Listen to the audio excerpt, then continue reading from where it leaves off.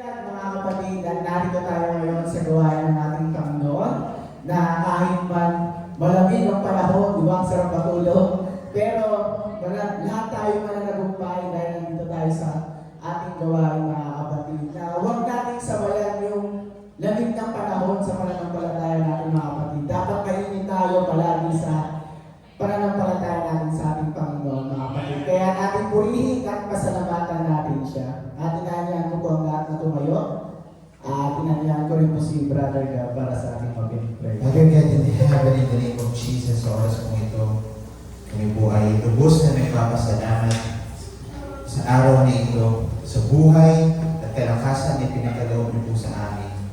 Sa oras kong ito, nagpapasalamat kami sapagkat meron na naman kami panibagong opportunity upang maglingkod sa inyo. Sa oras kong ito, Panginoon, amin pong inilalapit sa inyo, amin pong gawain sa araw na ito. Kami po, Panginoon, ay lumalapit na sa gagawin namin Sunday service na ito, Lord, ay ihanda mo ang aming mga puso, ang aming mga isipan, na anuman ang aming mga nagawang pagkukulang, kasalanan sa inyo pong harapan, sinasadyakan namin o hindi, ay mapatawad niyo po sana kami, Lord, sa aming mga nagawang pagkukulang na ito, Lord.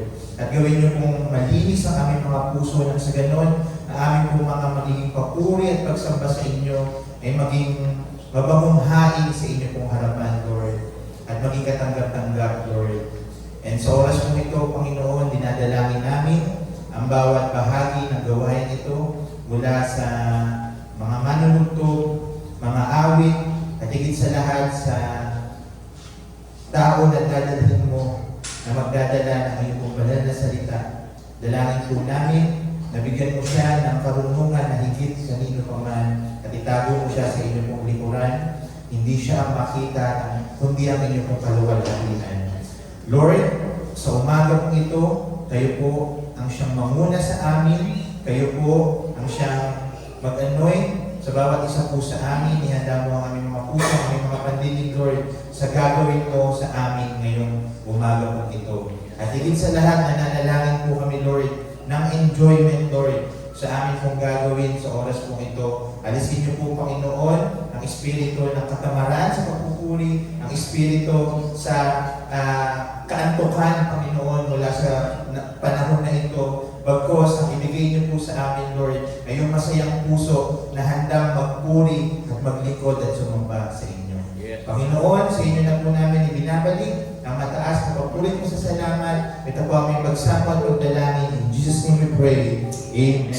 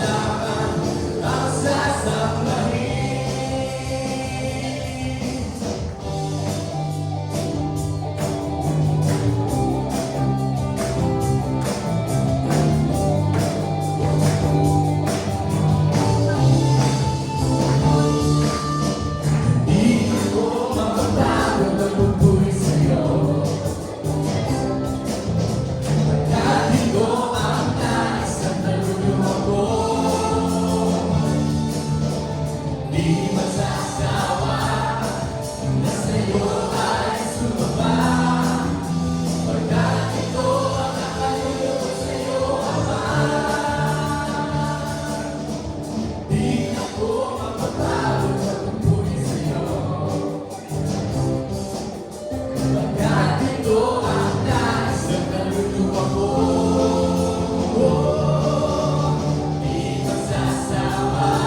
ang sumpa?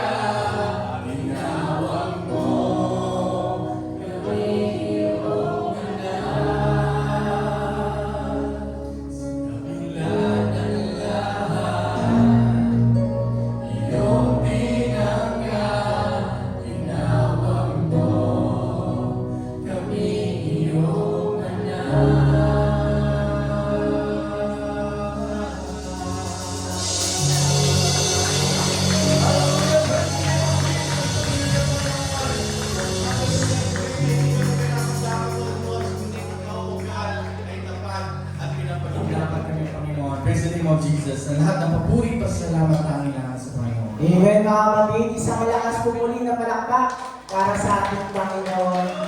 Amen. Grabe yung mga kapatid na sabi, hindi kami nararamdaman, ngunit buhay mo ay inalay. Grabe yung awit na yun, mga kapatid, na kahit man nagkukulang, na kahit man nagkakasala tayo, pero nandun pa rin palagi yung pagmamahal sa atin ng ating Panginoon, mga kapatid. Amen?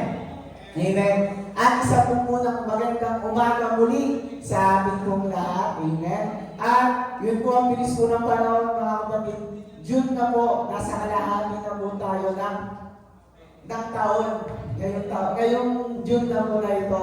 Marami man dumating na pagsubok sa buhay natin itong nakaraang 6 months. Pero mas marami pa rin ang mga dumating na answered prayer at mga blessings sa atin. Amen po ba, mga kapatid? Amen, mga kapatid. Katulad na lang po nung natapos ng 7th floor natin. Di ba? Tapos mag-celebrate tayo na 10th anniversary po natin, mga kapatid. At syempre, marami po tayo mga bagong baptize. Amen po, mga kapatid. At dahil po yun sa atin, dahil po yun sa biyaya ng ating Panginoon. At total, ngayon po, may nakitira po tayong 6 months, di ba po? Diba, hashtag go po yung team natin. dapat ang gawin po natin, hindi lang, ang dito, sorry po, hindi lang yung pagmamahal, hindi lang yung pagmamahal na nararamdaman natin sa Panginoon ay mag-stay lang sa ating mga kapatid. Dapat maging daluyan din ito sa maraming pang tao, mga kapatid. Kumbaga, dapat i-share natin sa maraming tao yung mga kulang pang mga bakang tinutuan dyan. Bagay mo, matagdagan yan, di ba? Katulad na lang, naalala ko lang last week, di ba, meron tayong live testimonies. Nung 10 minutes anniversary po natin, si Brother Red po, yung isa sa bunga po natin sa Edge Tower sa Mandaluyong po. Di ba, inabutan lang po siya ni Sister Shamay ng flyers. Di ba, inabutan lang po. Kaya, kaya sa akin po mga kapatid, wala talaga yung posible sa ating Panginoon eh. Balay po yung sineshare natin or ini-invite natin ng paulit-ulit sa labas. Balay mo isa sila sa uupo dyan, nakasama natin sa pagpupuri sa ating Panginoon, mga kapatid. Amen. Kaya tuloy-tuloy lang po tayo at lalo lang tayo magpagamit sa ating Panginoon. Amen po. At ipangalangin na rin po natin na likom na ang galot ka po. Lord, maraming salamat sa mga blessings, sa mga biyaya po nito sa buhay at kalakasan na pinagkakaloob niyo po sa amin. And Lord, ito po mga handong na po nito sa mga pinagkukulang po namin, sa mga trabaho, sa mga hanap buhay, ay mas lalo niyo pa pong i-bless ang bawat isa po sa amin at ganoon din po sa mga hindi po nakapagbigay ay palagi na ay maramdaman din po nila ang kasiyahan ng pagbabalik ng mga handog at ikaw po na ito. At humihingi po kami sa inyo, Lord, ng katalinuhan na magamit po ito sa tama, na magamit pa po ito sa ikakaluwalhati at sa ikakalagana pa po ng inyong pong mga salita. Maraming salamat palagi na sa pagtulong at pagkagabay niyo po sa bawat isa sa amin. At palagi na, Panginoon ko, ay lagi niyo po kami bigyan ng kasiyahan sa puso at isipan ng pagbabalik ng mga handog ikaw po na ito at sa pagpapagamit sa inyo, Panginoon ko. Sa inyo po ang pinakamataas sa papuri at sa inyo po ang pinakamataas sa pasasalamat. In Jesus' name, Amen. At hindi po sa pagtatagal at tayo po dalako na sa salita ng ating Panginoon. Inanyan ko po si Brother Ram. Buksan po natin ang ating mga Biblia sa aklat ng Lucas. Luke chapter 24. Babasahin po natin sa verse 45 hanggang 53.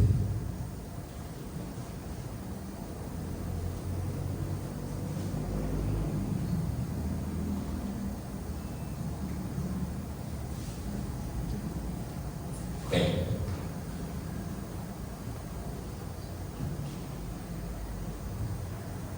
Nang magkakaroon binuksan niya ang kanilang mga pag-iisip upang mapag-unawa nila ang mga kasulatan. At sinabi niya sa kanila, ganyan ang pagkasulat na kinakailangan maghirap ang Kristo at magbagong muli sa mga patay sa ikatlong araw. At ipangaral sa kanyang pangalan ang pagsisisi at pagpapatawad ng mga kasalanan sa lahat ng mga bansa magbuhat sa Jerusalem. Kayo'y mga saksi ng mga bagay na ito. At narito, ipadadala ko sa inyo ang pangako ng aking Ama. Datapwat magsipanatili kayo sa bayan hanggang sa kayo'y masangkapan ng kapangyarihang galing sa itaas. At kanilang dinala sila sa labas hanggang sa tapat ng Betania. At itinaas niya ang kanyang mga kamay at sila'y binasbasan. At nangyari na samantalang sila'y binabasbasan niya, ay iniwan niya sila at dinala siya sa itaas sa langit. At siya'y sinamba nila at nagsibalik sila sa Jerusalem na may malaking gala. At palaging sila'y nasa templo na nagpupuri sa Diyos. Sumandali po tayo pong lahat ay manalangin.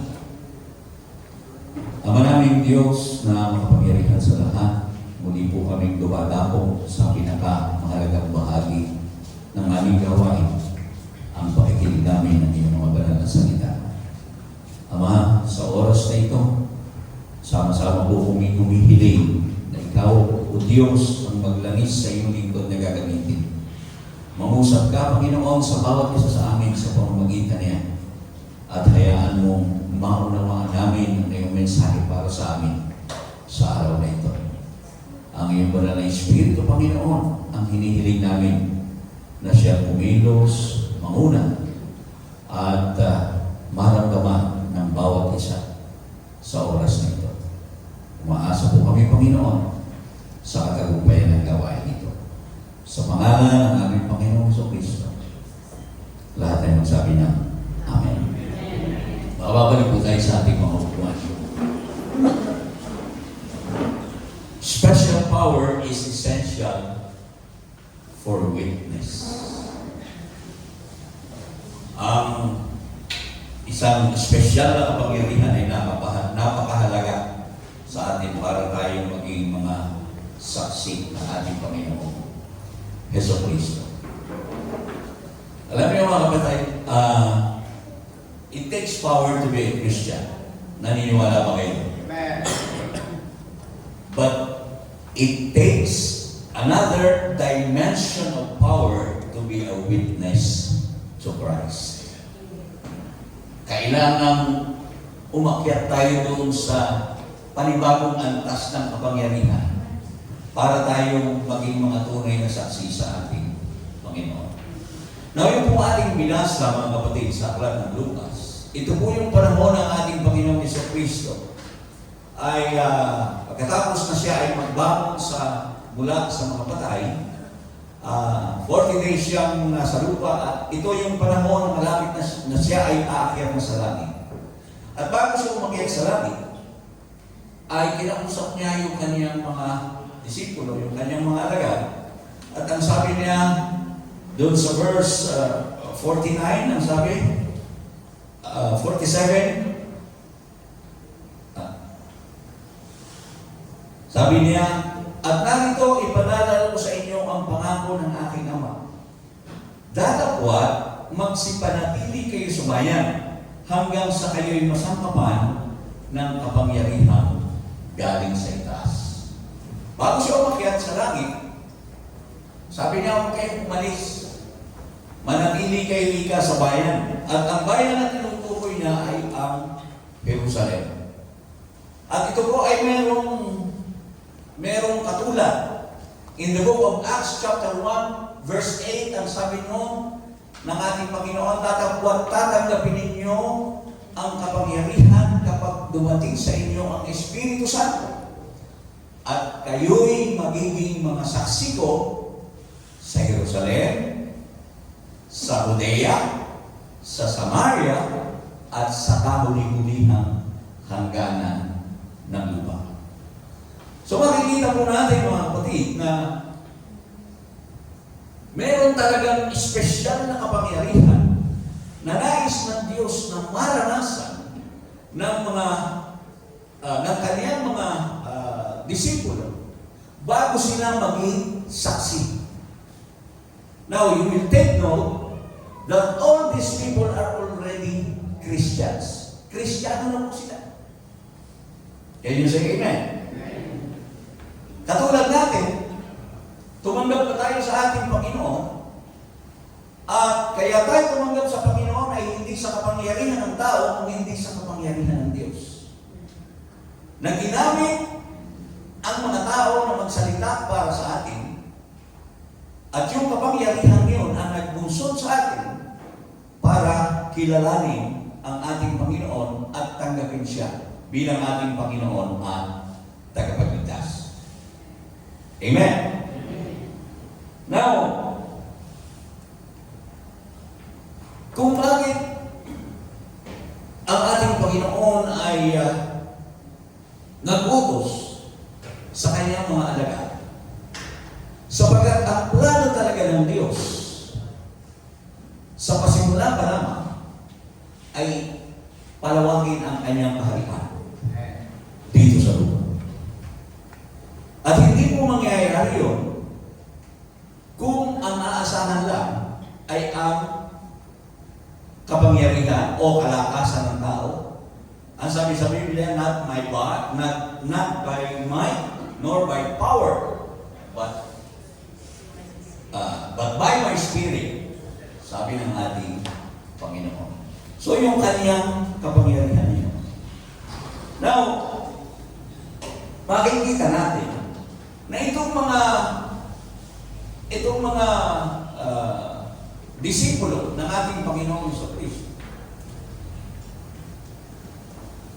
nung sila ay naghihintay, ay ang sabi doon sa binasa natin sa verse 52 and 53, at siya'y sinamba nila at nagsibalik sila sa Jerusalem na may malaking dala. At palaging sila'y nasa templo na nagpupuri sa Diyos. So makikita natin na yung ginagawa natin, ito yung ginagawa ng mga disipulo ng ating Panginoong Jesucristo noong panahon na yun. They have joy, at sila ay masayang nagpapasalamat, nagpupuri, they worship the Lord. Talagang nandoon ang kaligayahan. Na yung kaligayahan na yun, naniniwala ako kung walang kapangyarihan, kumikilos sa puso ng bawat isa sa atin ngayon, wala po tayo sa lugar na ito. So yung kapangyarihan ng Diyos ang nagpapanatili sa atin para tayo maging masaya, magpasalamat, nagpupuri at kinikilala ang katakilaan ng Diyos sa ating mga buhay. So bakit hindi po natatapos doon? Meron po tayong responsibilidad. At pag pinag-usapan ng responsibilidad, lahat tayo natitigilan. Naku, ano kaya yun? Ano kaya yun? Sapagkat nung ang ating Panginoong Jesucristo, ang sabi niya doon sa ating tema, Matthew 28:19, ang sabi niya, humayo kayo sa mga bansa, gawin niyong disipulo ang lahat ng mga bansa, at bautismuhan ninyo sila sa pangalan ng Ama, ng Anak at ng Espiritu Santo. Yun ang ating theme. Go into all the world and preach the gospel. He that believeth is baptized shall be saved, and he that believeth not shall be damned. Malinaw po yun. Last commission. At dyan sa bagay na yan, mga kapatid, makikita po natin na nananatili yun. Yung kaisipan ng Diyos na talagang palawakin ang kanyang kaharian dito sa lupa ay nananatili. Kaya doon sa kanyang mga disipulo, sa kanyang mga apostol, pinagbilinan niya sila. And mind you, they are already Christians. Pero ano ang kailangan nila? They need special power. Kailangan nila ng espesyal na kapangyarihan. Something more than the ordinary experience na nararanasan nila. Ordinary experience of power na kanilang nararanasan. Ano yung ordinary experience na nararanasan natin? Yung kaligayahan. Kapag tayo ay nag-praise and worship, kapag tayo ay dumadalo sa mga gawain, masaya tayo. Hindi natin maipaliwanag yun. But deep inside us, nandoon kasi. Because the power of God is working in us. Now, ang kailangan is the special power which is essential for an expanding witness to Christ. Kailangan niya. Kaya nga ang sabi niya, doon sa verse 49, ipadadala ko sa inyo ang pangako ng aking Ama. Dapat magsipanatili kayo sa bayan hanggang sa kayo'y masangkapan. Ang sabi, hanggang sa kayo'y masangkapan ng kapangyarihan galing sa itaas. Ano yun? Para saan yun? Acts 1:8, to be a witness. Ang sabi doon, kayo'y magiging mga saksi ko saan? Sa Jerusalem, sa Judea, sa Samaria, at sa kahuli-hulihang hangganan ng lupa. And it happened. Nangyari po yun.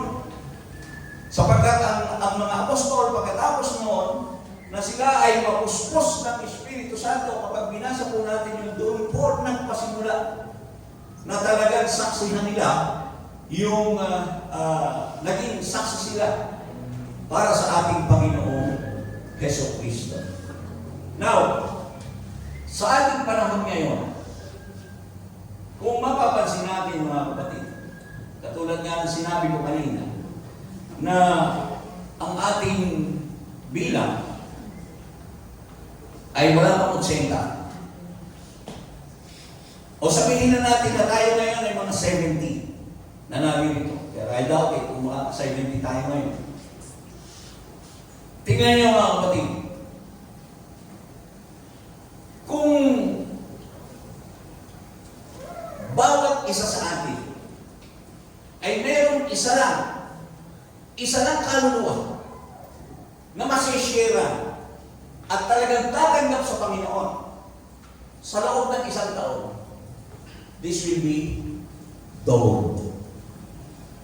Doble yan. Di ba? Eh, gano'n pa kaya kung 10 taon? Taon-taon meron mga isa. Eh, kung 10 taon, ay di 10 beses na napakarami nito. Hindi talaga tayo masya rito. Pero hindi nyo ba naiisip mga kapatid? We are already 10 years in the ministry. And yet, our number is like this. So, pagkat hindi nangyari yun, hindi natin, okay, meron tayong mga nababaptize, yearly, noon binibilang natin yun.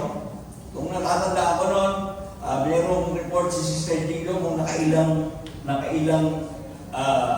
kaluluwa yung ating simula nung magpasimula tayo sa ating ministeryo. Kuminsan nakakapito, kuminsan nakakasampo sa isang taon. Eh, you could just imagine. Kung yun lang sana ay nagtuloy-tuloy, at kung bawat isa sa atin ay talagang nauunawaan yung utos ng ating Panginoong Jesucristo sa mga apostol doon sa kaniyang mga disipulo, hindi po yung natapos doon. Sapagkat kung natapos po yun sa mga apostol, wala po tayo ngayon dito. Can you say amen? Yung mga senior ng mga apostol, nag-share sa iba hanggang sa makarating sa ating kapanahunan. And yun ang nais ng ating Panginoon. Now, bakit nga ba? Ano nga bang dahilan? Dahil wala pa nga marahil wala pa tayong special na kapangyarihan. Now, in 1 Thessalonians chapter 1, verse 5, sabi dyan,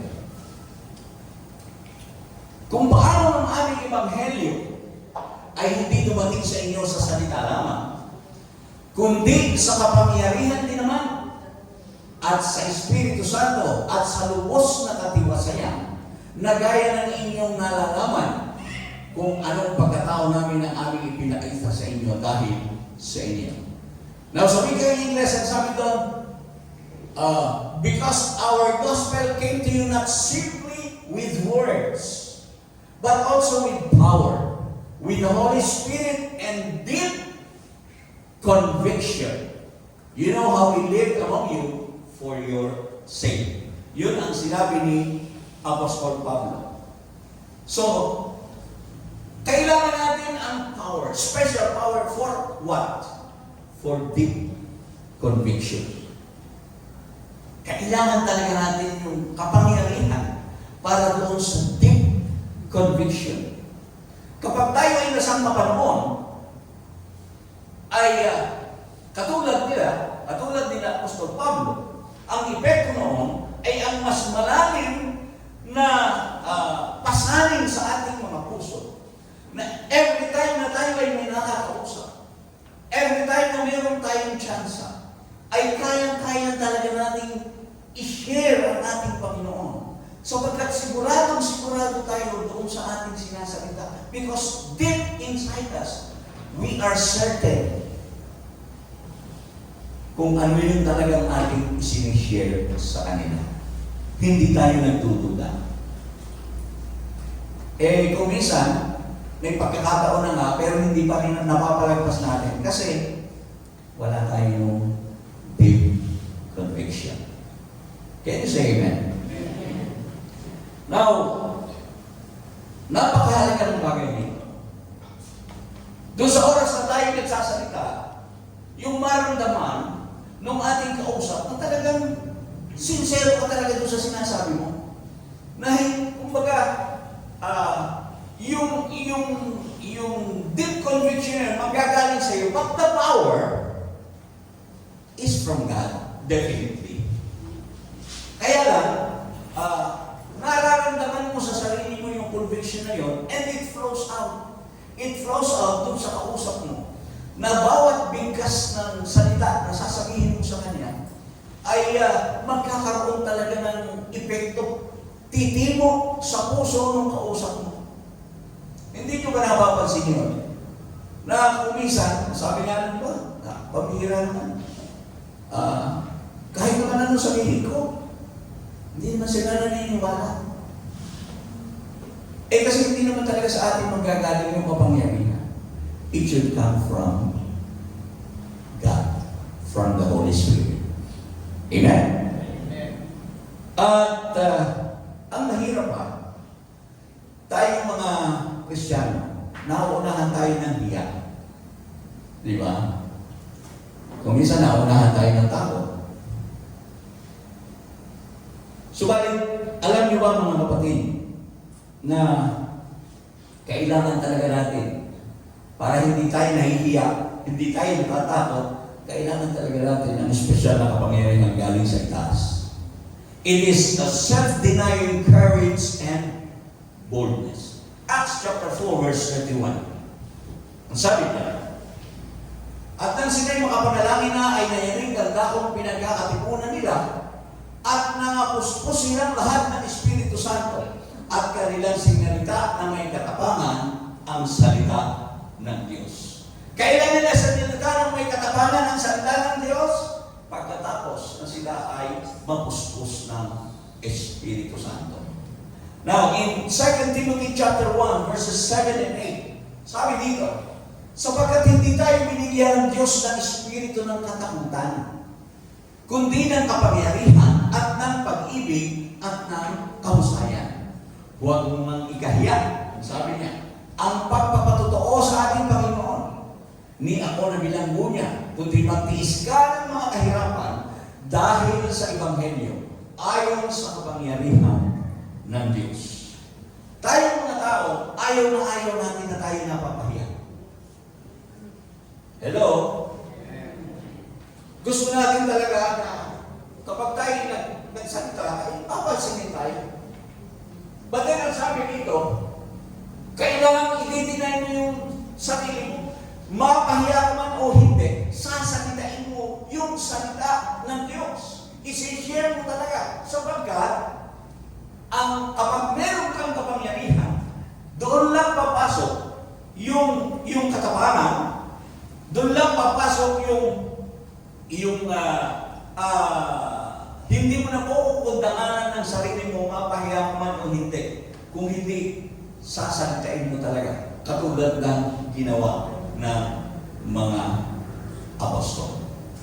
Palakpakan natin ang ating Panginoon.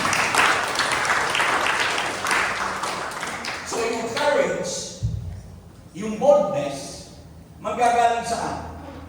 From the power of God. The Spirit of power. Amen. At yan po ang kulang sa atin. Well, nararamdaman natin ang Espiritu ng ating Panginoon kapag tayo ay nagpupuri, nagpapasalamat. But then, naniniwala ako kasi na yung special power na yun talaga ang kailangan natin lahat para talaga magawa natin yung ating responsibility sa ating Diyos. At alam niyo mga kapatid, kung mapapansin natin doon, ang sabi ng ating Panginoon, dun sa Acts 1:8, inuna niya itong Jerusalem. At kayo'y magiging mga saksi ko sa Jerusalem. Now, ang Jerusalem, mga kapatid, yun yung lugar kung saan ang ating Panginoon ay in-execute. It is the place where Jesus were executed. Amen. Now, it represents Jerusalem, sa ating panahon naman ngayon, it represents our immediate sphere of influence. Sino yun? Our family and close friends. Magsisimula, sabi no, tingnan nyo, inuna ng Panginoon, simula sa Jerusalem. Acts 1:8, sa Jerusalem. Sa Lucas, ang sabi niya, magbuhat sa Jerusalem. So, ibig sabihin, bago ka umalis, unahin mo muna yung immediate sphere of influence mo. And it is your family and your close friends. Amen? Okay. Ano naman yung Judea? Ang Judea kasi, yun yung lugar kung saan i-reject ang ating Panginoong Jesucristo doon sa kanyang ministry. Now, this Judea represents, or Judea, this represents our acquaintances outside our comfort zone. O marami tayong mga kaibigan na doon sa labas. Di ba? Mga kakilala. May mga kaopisina. So makikita natin may progression kung saan. Pero talagang uunahin, ang gusto kong bigyan natin, talagang uunahin mo muna yung pamilya mo. Uunahin mo muna yung mga close friends mo. Bago ka lumayo hanggang sa abuli-hulihang hangganan ng lupa. Palakpakan natin ang ating Panginoon. Hallelujah. Now, mangyayari lang yan if we have the special power. Yung kapangyarihan na yan. And when the Holy Spirit, kapag ang banal na Espiritu ay talagang dumating sa inyo, yung kapangyarihan na yun, yung pagpapatotoo mo o yung pag-share mo mga kapatid, magiging yung iyong mga pananalita ay magiging irresistible doon sa mga nakakausap mo. Bakit? Because the power, that special power, has the convincing wisdom. Magkakaroon ng convincing wisdom. Acts chapter 6, verse 5. Ito po yung isang napakagandang halimbawa ng kapangyarihan na yan. Acts chapter 6, verse 5. Ito po ay si Stephen o si Esteban. Okay, sa Tagalog. At pinagalingan mo karamihan ang pananalitang ito. At kanilang inihalal si Esteban. Sabi rito, taong puspos ng pananampalataya at ng Espiritu Santo. At si Felipe, si Procoro, si Nicanor, si Timon, at si Parmenas, at si Nicolas na taga-Antioquia na naging Hudyo. Pansinin po natin, si Esteban, sabi, kasama ng iba, ay puspos ng pananampalataya at ng Espiritu Santo. Kung pupunta tayo doon sa verse 8 to 10, ano ang nangyari? At sabi niya, at sinabi sa kanya ni Pedro, sabihin mo sa akin kung ipinagbili ninyo ang gayo. Bakit ganyan? Balik. Acts 6, 8 to 10. Okay. Acts 6, hindi Acts 5.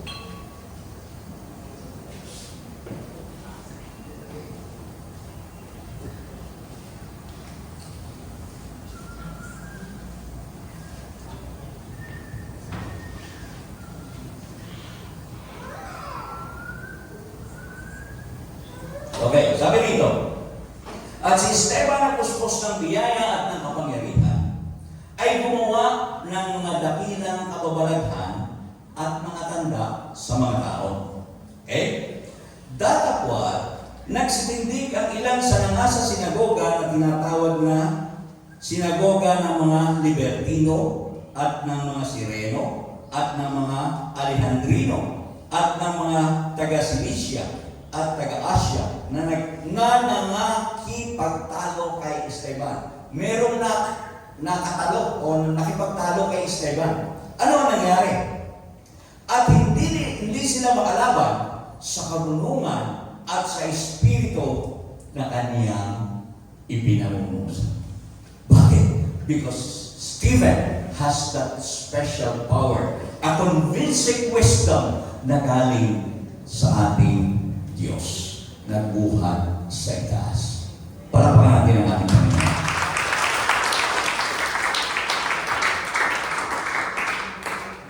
So, huwag na kayong magtaka kung bakit minsan hindi tayo makakumbinsi.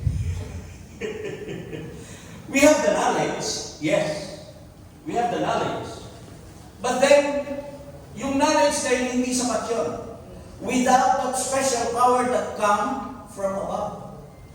Yung special power na binibigay ng Diyos upang ang iyong mga salita na lalabas sa bibig mo ay hindi matangihan nung kinakausap mo. At nangyayari po talaga yan. Hindi naman po sa lahat ng pagkakataon. At alam niyo mga kapatid, meron po tayong napakagandang patotoo sa bagay na ito. Doon sa mga nakakakilala noon kay Brother Nomen, isa pong kapatid namin sa Batangas yun. Nakakalungkot lang na nawala sila sa ating Panginoon. Hindi sila nagpatuloy sa paglilingkod. Pero malaking himala po ang nangyari doon. Malapit na po yung mamatay.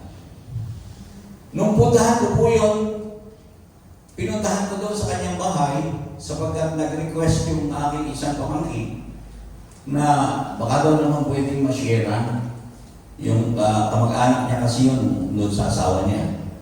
So pinuntahan ko po yun doon sa bahay, hindi po nakakabangon. Hindi talaga nakakabangon. At meron po siyang meron siyang sakit na hindi malaman kung ano ang dahilan. Marami na siyang pinuntahan, albularyo, doktor, kung ano-ano, pero hindi po gumagaling. So, nung pumunta ako doon, sinirin ko siya. At lahat ng sinasabi ko sa kanya ay maluwag niyang tinatanggap. At doon sa oras na yun, pagkatapos ng aming pag-uusap, nagpasya po siya na tanggapin ang aming Panginoon sa pamamagitan ng bautismo. Bedridden po yun. So what we did, ano po yun? Kasama ng isang pong ako, isinakay po namin sa sasakyan, pinasal po namin para lang ma-baptize. Dahil gusto niya talaga, tatanggap siya sa Panginoon. Maghihintay mo ba ako sabi ko sa kanya, okay ba sa iyo? Papapuhin ka namin, dadalhin ka namin, ibabaptize ka namin. Opo. Alam niyo, hindi po yung nakakatayo. Nung share ko siya, nakahiga. After the baptism, naupo po siya doon sa service namin. The whole service naupo siya. And after that, yung kanyang karamdaman ay gumaling na tulog niya. Himala. Bakit? Dahilan ba sa galing ko yun? No. It's not me. It is the power of God. It is that special power na lumakit sa lahat ng sasalita ito sa kanya, tinanggap niya, and that person received the Lord. Tumanggap siya. Tumanggap ng kaligtasan. At matagal siyang dumatalo. Nakasama pa natin siya. Isa siya sa mga noon sa ating mga anniversary. Nakakalungkot lang sapagkat hindi po sila nagpatuloy. But then, ang sabi ko nga, at least we did our part. Kasi hindi naman tayo yung kapangyarihan ng Diyos na kumikilos sa mga tao. Ang kailangan lang sa atin is the availability. Can you say amen? Kailangan kailangan talaga na humingi tayo sa Panginoon. Ang sabi ng ating doon sa ating minasa, pagkatapos na sila yung mga panalangin, nakapuspos sila ng Espiritu Santo at sila ay nagsipagsalita ng may katapangan. Doon ka lang magiging matapang talaga. Kailangan mo talaga ng kapangyarihan na yun. At kung wala yun, wala kang converting effectiveness. Hindi magiging efektibo. Hindi talaga ka makakakonverte ng mga tao. Actually, kung gusto natin na-expand talaga, kung gusto natin lumawak, gusto niyo bang lumawak ang kaharian ng Diyos dito sa Teresa? If we want that to happen, then we need that special power. Kailangan natin yun. Lahat tayo. Hindi ilan lang. Lahat tayo. At alam niyo ba, napakaganda na nagkakaroon tayo ng ating worship marathon. Akala lang siguro nung iba, yung ating worship marathon is just a simple program. But then yung ating worship marathon, kaya po natin ginagawa yun. Yun po ang thrust natin. Na talagang tumanggap tayong lahat. Sapagkat so, sa ating worship marathon, we learn to fast. We learn to pray. Na talagang isakripisyo natin yung ating, hindi naman buong araw actually. Isang araw lang ng linggo, kulang pa nga yung isang buong linggo eh, di ba? Anong oras lang? 9 to 3. Hindi pa natin nakukumpleto yun. Pero ang layunin po natin noon is for us to deny ourselves. At talagang humingi tayo ng kapangyarihan ng gagaling sa taas. At para maipakita natin talaga sa ating Panginoon na tayo ay available. Tayo ay kanyang tinawag. Remember that God first loved us. Naunang umibig ang Diyos sa atin. At yung ating gagawin ay tanda naman ang pagkilala natin sa ating pag-ibig sa Kanya. Na dapat lang naman na ibalik natin yun. Bagamat hindi natin pwedeng masuklian ang lahat ng ibinibigay ng Diyos sa atin. We can never outgive God. Konting panahon lang. Konting time para sa Diyos. At para nga, yun nga sinasabi ko, kung talagang ipa-project natin sa ating mga sarili, this 2025, meron akong isang kaluluwa na madadala sa Panginoon through the help of God. If each one of you will project that, na talagang iisipin mo, ngayon pa lang isipin mo na, kamag-anak mo, o kung sino man, kaibigan mo, isipin mo na yan. Didiligin mo sa pananalangin mo.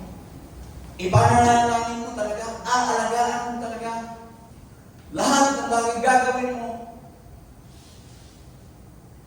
Naniniwala ako mga kapatid, kapag ginawa ninyo, we make ourselves available, that power from God, special power, will fall upon you. And you will be victorious. Magiging matagumpay na. At sabi nga, yung converting effectiveness magkakaroon sa iyo because you have the power. Ang merong napakagandang halimbawa nito ay walang iba kung hindi si Juan Bautista. In Luke chapter 1, 15 to 17, si John the Baptist. Sabi diyan, sapagkat siya ay magiging dakila sa paningin ng Panginoon at siya ay hindi inom ng alak na matapang na inumin at siya ay mapupuspos ng Espiritu Santo mula pa sa tiyan ng kanyang ina. At marami sa mga anak ni Israel ay papapagbaliking loob niya sa Panginoon na kanilang Diyos. At siya ay lalakad sa unahan ng kanyang mukha na may espiritu at kapangyarihan ni Elias upang papagbaliking loob ang mga puso ng mga ama sa mga anak at ang mga subail ay magsilakad sa karunungan ng mga matuwid upang ipaglaan ang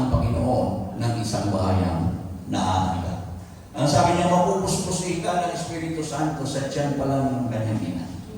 Kaya itong si Juan Bautista, marami po ang nagsipagsisig at tumanggap o nakakilala sa ating Panginoon sa pamamagitan ni Juan Bautista. And another example is Acts 11 verse 24.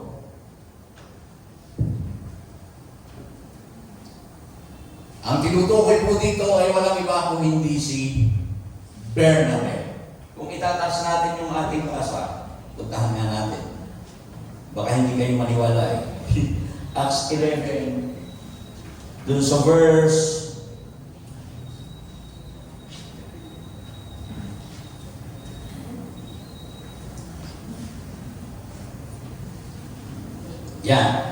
doon sa verse 22, sabi dito, at dumating ang balita tungkol sa kanila sa mga tainga ng iglesia na nasa Jerusalem.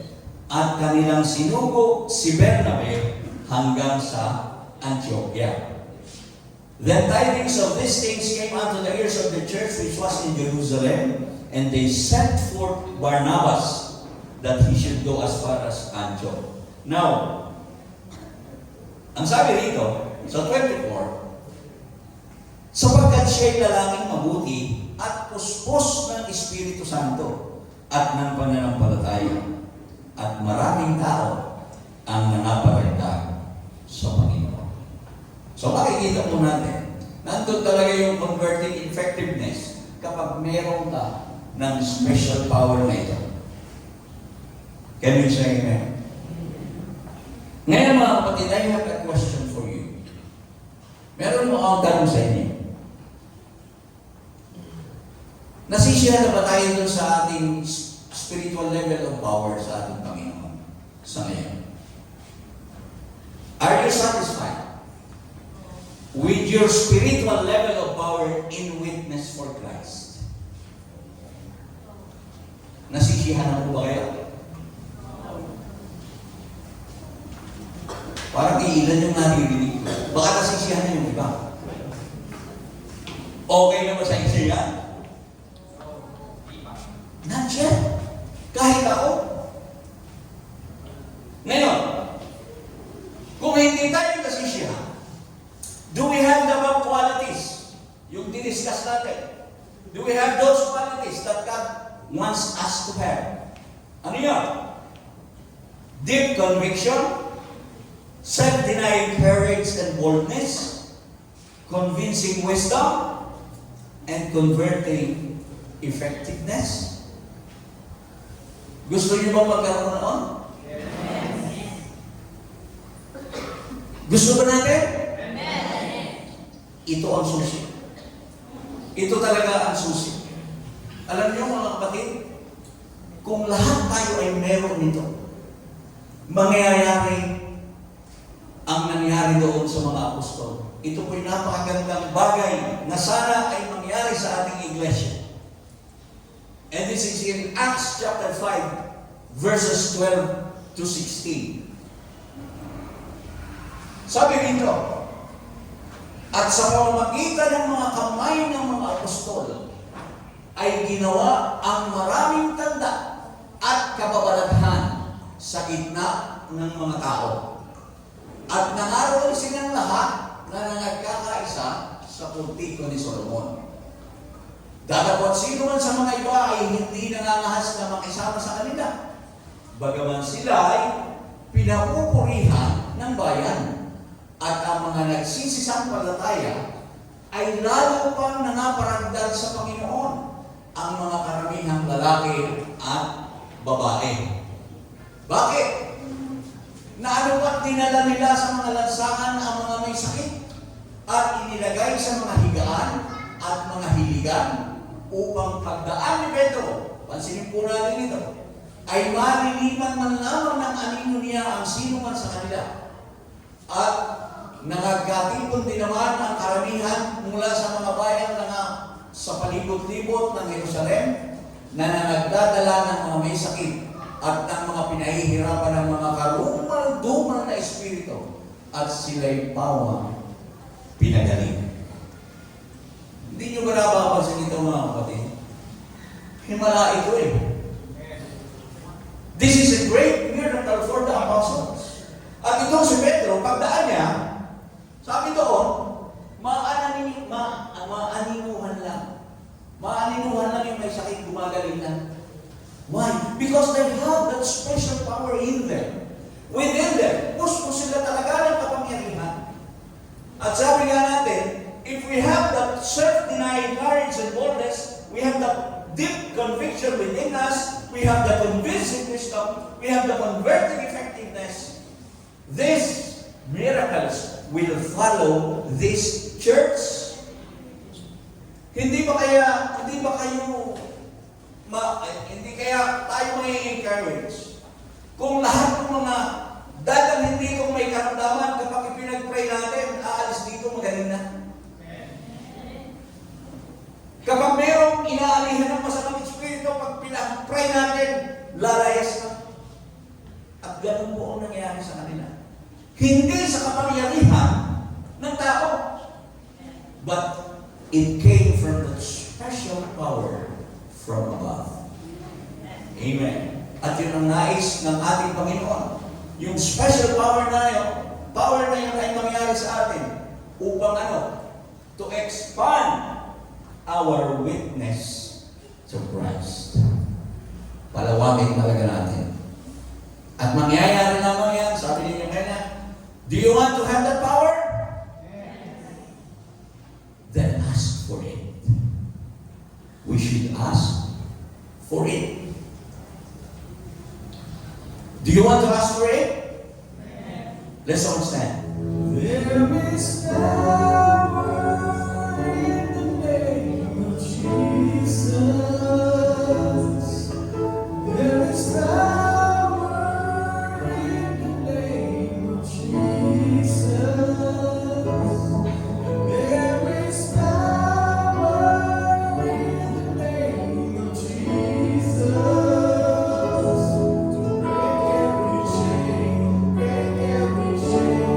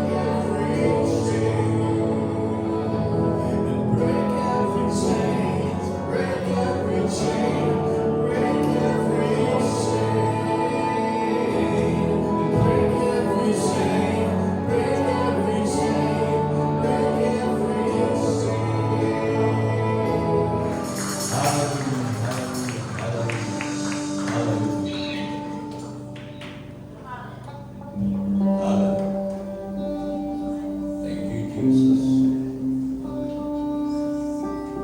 Pinagkaloob ng Panginoon sa atin ang napakagandang lugar na ito. Hindi niya tayo binigoy. Nananatili ang kanyang pag-ibig. Nananatili ang kanyang biyaya. Marapat lamang mga kapatid na suklian natin ito ng ating tapat na paglilingkod. Hallelujah. Tulungan natin ang ating Panginoon na may sa katuparan ng kanyang layunin na mapalaganap ang kanyang kaharian dito sa lupa.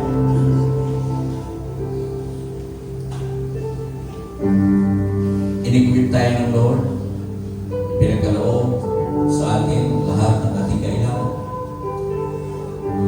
Kailangan lang ng ating Panginoon ngayon sa bawat isa ay yung ating availability. Let us make ourselves available to Him. And every chance that we could have, anumang chance na mayroon, anumang pagkakataon na magkaroon tayo, gamitin natin yun para maihaya, maging mga saksi tayo para sa ating Panginoon Hesus Kristo. At naniniwala ako mga kapatid na ipagkakaroon niya yung kapangyarihan sa atin. Sana magsimula tayo pagkatapos ng pangangaral na ito. Angkinin natin yan. Hallelujah. Na kaya niyang langisan ang ating mga salita. Kaya niyang gamitin tayo kung magpapagamit lamang talaga tayo sa Kanya. Huwag natin ipagkain yung ating mga sarili. Alam ko, bawat isa sa atin, meron po tayong mga nasa sa isip na gusto natin madala sa ating Panginoon. Ipanalangin natin yun. At hingin natin sa Diyos na isang araw, yung mga salita natin sasabihin ay magkaroon ng bisa, magkaroon ng kapangyarihan. Huwag tayo magsawa, mga kapatid. Hallelujah. Maaari tayong tagihan isang beses, dalawang beses, kahit pa ilang beses sila tumagi, patuloy pa rin natin sila anyayahan. Patuloy pa natin sila share ng mabuting balita. Ipahayag natin sa kanila ang kabutihan ng Diyos. Magpatotoo tayo sa kanila sa ating mga buhay kung paano natin nararanasan ang kanyang kabutihan sa atin. At with that, ang Diyos ang siyang magdadagdag. Amen? So tayo po yung manalangin sa ating pagtatapos. Hallelujah. Panginoon, maraming pong salamat sa pagpapaalala sa amin ng bagay nito. Tunay nga, Panginoon, marahil ay masyado kaming nai-engross sa lahat ng aming nakikita sa iyong kabutihan sa amin. Masaya kaming nagpupuri, masaya kaming papasalamat, dumadalo sa iyong mga gawain. At nakakalimutan po namin, Panginoon, na kailangan din namin ihayag ang iyong kabutihan sa iba. Kung paano kami tumanggap ng kaligtasan, kung paano kami nakakaranas ng mga biyaya ng iyong mayamang kahabagan, maranasan din naman ang aming ibang mga mahal namin sa buhay, ng aming mga kaibigan, ng aming kapwa, at lahat ng aming mararating ng aming mga salita. Panginoon, gamitin mo ang iglesia ito, O Diyos. Ang bawat isa sa amin, hallelujah, gawin mo kami ilaw, gawin mo kami asin ng sanlibutan ito, Panginoon. Hallelujah. empower each and every one of us through our words and through our actions. Hallelujah.